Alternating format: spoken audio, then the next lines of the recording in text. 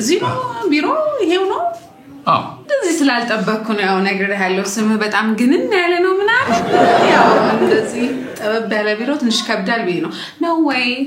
ህንጻው ነው ቺን ፈልጋት ነው ኦ ማይ ጋድ ይሁንሽ እናንተ ምንም አይነት ሞል የለኝም ነው የምትለው ስለዚህ ትክክል ለመምጣትሽ ጥሩ ነው ግን አንቺ ላይ ብናተኩር መልካም ነው ቢሮውን እንተው እና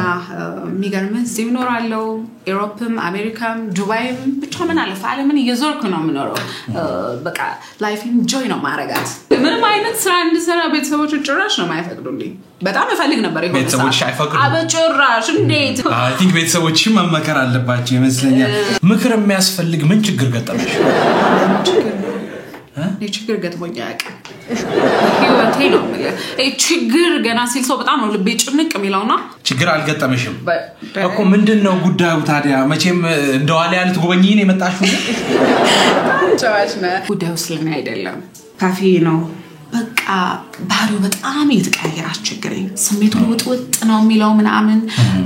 አንዴ ይደሰታል ወዲያው ደግሞ ቅይር ብሎ ምናምን ዝም ሲል ታያዋለህ ምናምን ያኮርፋል and so on አም ነው የጨነቀኝና ስለሱንሽ ባወራ ምናምን ብዬ ነው last week birthday ነበር የፓፊ ያ የበርዝዴይ ኬክ መብላት አልቻለም በቃ ትንሽ ነው የቀመሰው በጣም እሱንም አስጨንቄው ምናምን ማረፍ ፈለገ እኔም ፋሚሊዎቹ ምናምን ማስጨነቅ አልፈለግንም ትንሽ ረፍት እንዲያረጋ አረግነውና ወይ በንግግር አስቀይመሽው ይሆን ብዙ ሳይሻውን ካየሁት በተወሰነ ታወሪያለሽ ቁጣ ነገር አሳይተሽው ከሆነ በጭራሽ የስነ ልቦና ምክር በተልእኮ ብዙ ጊዜ ስኬታማ አይሆንም ማለት እንዴት ምን ማለት መሰለሽ ፓፊ ራሱ እዚህ መጥቶ ብንነጋገር የተሻለ ውጤት የሚመጣ ይመስለኛል I don't think so ሱማም ይሆን አይመስለኝም ወይ ሌላ አማራጭ